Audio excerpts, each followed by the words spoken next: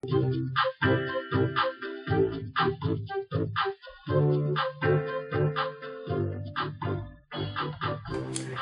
it's time to show you another new project.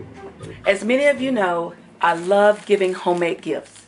And what I'm going to show you today is how I made this cute little box out of fabric. Because I have two more of these to make. And I just did this first one. I wanted to show you how I made the custom box. It's like a little box. And that way they can keep the box and put something in it. But it's made out of fabric. I've got two more to make. And so these are some fabrics that you know, when you go into a store where you want to have some upholstery done, they have these fabric swatches or these samples that you can look at to see if you want your furniture or your curtains or your drapes made out of it. Well, these are some of the samples that I just picked some of these up years ago, and I just keep them to do little small crafts. But as you can see, they're pretty good size. So you can really make some really nice things with them. And so what I'm going to do is I thought these would be pretty to make a couple of these boxes. So I'm going to show you, I'm going to make one actually in green, and I'm going to make one actually in red. So what I'm going to show you how the process is done. It's very simple, and it makes a very lovely gift because the gift is something that's personal. And I don't know if you're like me, I love getting gifts that are personal, that somebody made. First thing I'm going to do is I'm going to open these out, and then you see they got a lot of wrinkles in them. So I'm going to press them first because we want them nice and flat before we put the backing on them. So I'm going to press those now. Okay, now that I've got the pieces all pressed, we have to put our backing on them to make them nice and firm. For this box that I made, it's made out of almost like a velvet type fabric, like a imitation velvet.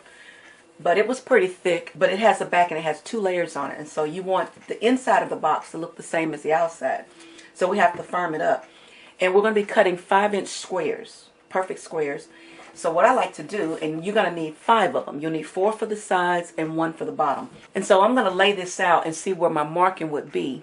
And I'm just going to kind of like make it about a 1/2 inch wider than what I need. That way you save fabric.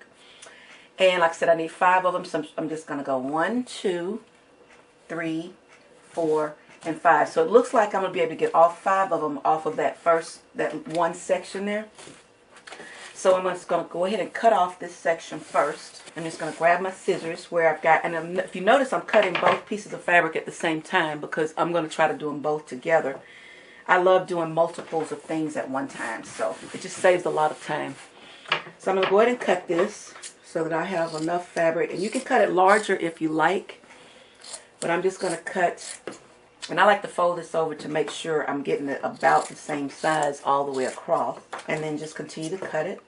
So now I can save these pieces for later if I wanted to do a couple more boxes for some other gifts, which I'm sure I am, because I like to give gifts to all of my friends on their anniversaries and special occasions. So I'm going to go ahead and save these because I'll probably use these again. Move those out of the way.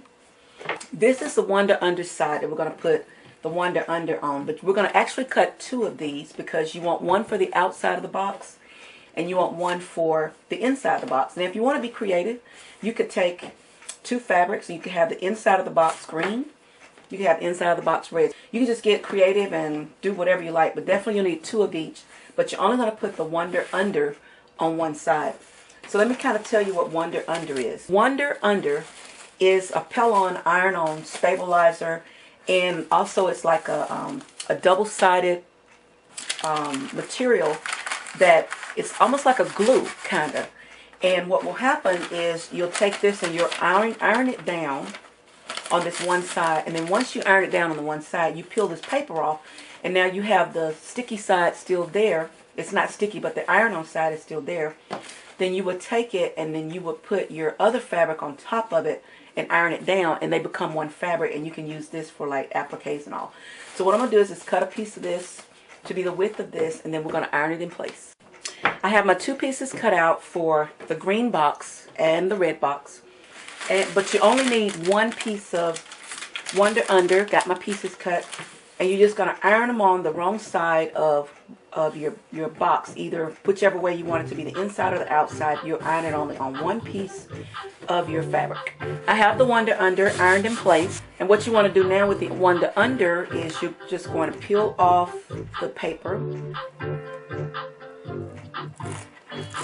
And when you peel off the paper, the camera won't show this, but there's a film on the back of this, and it just peels off. And what you're going to do is you're going to take the two pieces of fabric and you're going to lay them on top of each other and then iron it together so it becomes one piece and it looks the same on front and back. And then we'll start cutting the squares. All the paper is off, so I'm going to take the green piece and you're going to press this down. I'm going to do the same thing for the red. I'm going to press it down as well. Now, one thing to keep in mind, if you have a fabric print that has a direction, like in my case, you want to make sure that you got both directions, both fabrics going in the same direction. I've got both of my pieces ironed in place. Since I'm making my boxes the same size, I'm actually going to lay them on top and I'm going to cut them together. Now, to cut your squares so that they're uniform, we're going to be using a cutting mat and a clear ruler, as well as a rotary cutter.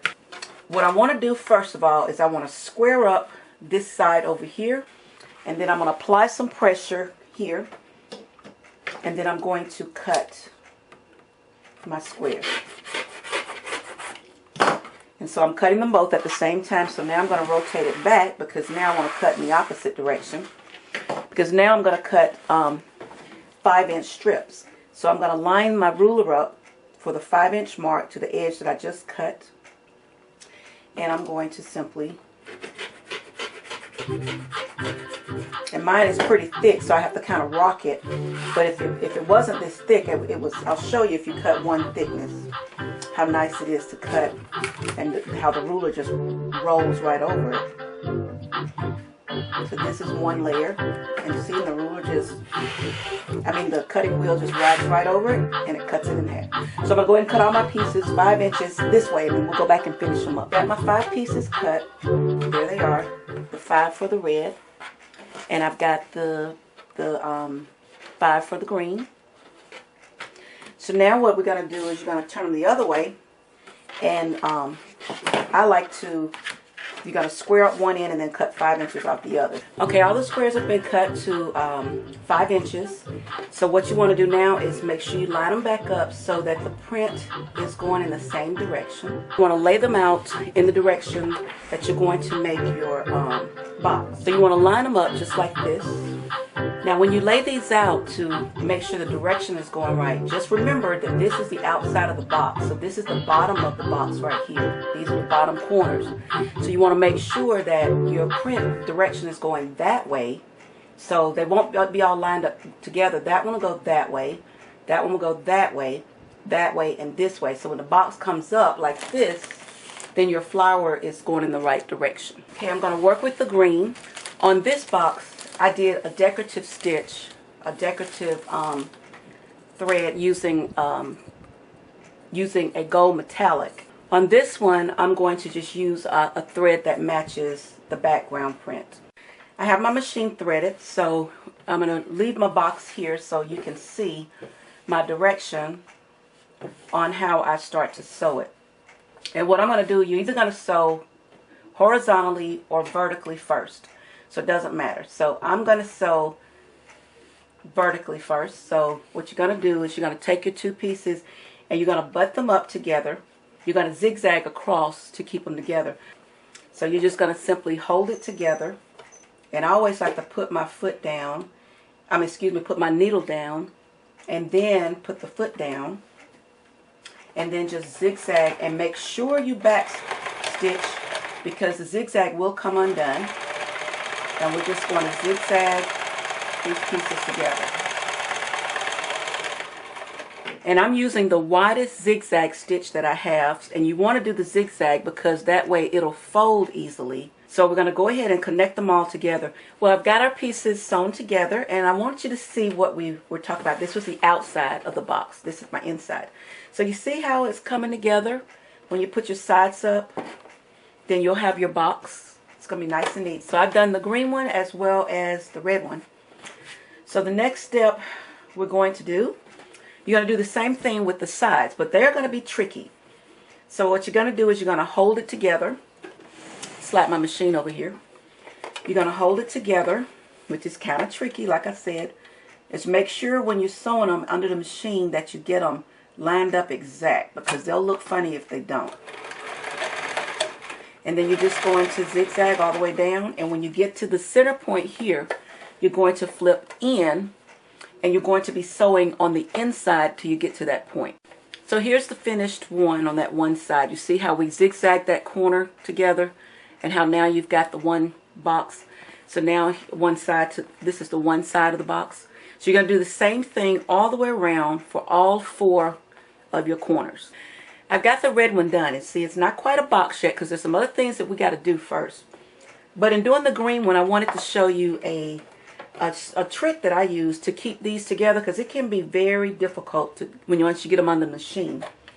So what I do is peel off a piece of tape, and I simply tape one side to there, and then I tape the other side, and that way they stay perfectly together until I sew. And let me show you what happens after I sew it.